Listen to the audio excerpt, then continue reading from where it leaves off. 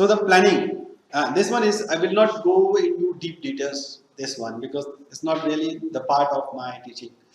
My teaching is on the fundamentals of the scorecard.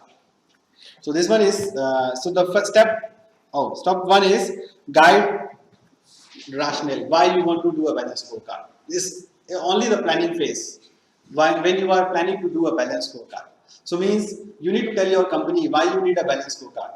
We understand, right? We understand why we need a balanced scorecard because we want to measure the performance, we want to measure the strategy, we want to have all the separate perspective of the business, we want to measure everything together so that they are not clashing each other. Your customer perspective and financial perspective can be different. You may want to achieve a very high satisfaction towards the customer, but it can come at a very high cost. Means your profitability can be lower if you are spending too much money. But if you want to align them both together, then you will make the KPI so that it doesn't impact each other. The second stage is what is the organization unit? Every company has a different. Some companies are too big, so they are dividing into every separate organization.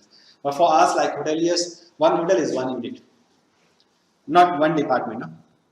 Then secure executive because the setting a balance scorecard is very expensive.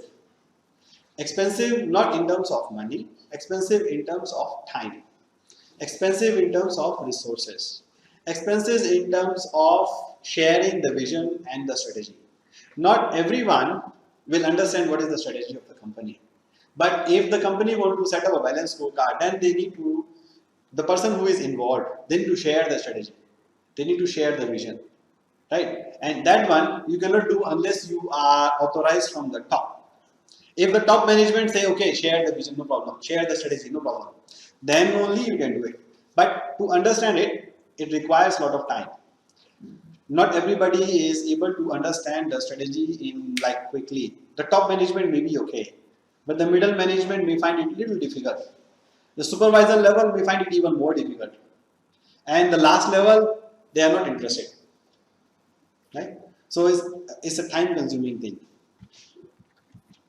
Then is train your scorecard team. So you are forming a scorecard team and then you are training them on the balance scorecard, how to communicate the vision, what is your strategy and all those kind of things. And then formulate the implementation plan. So once you set up the team, then you have, then you need to see, okay, how many times you're going to meet, what will be your strategy to implement, to develop the KPI. It's the implementation plan only. And then communication strategy. How will you communicate the balance scorecard to at each and every level?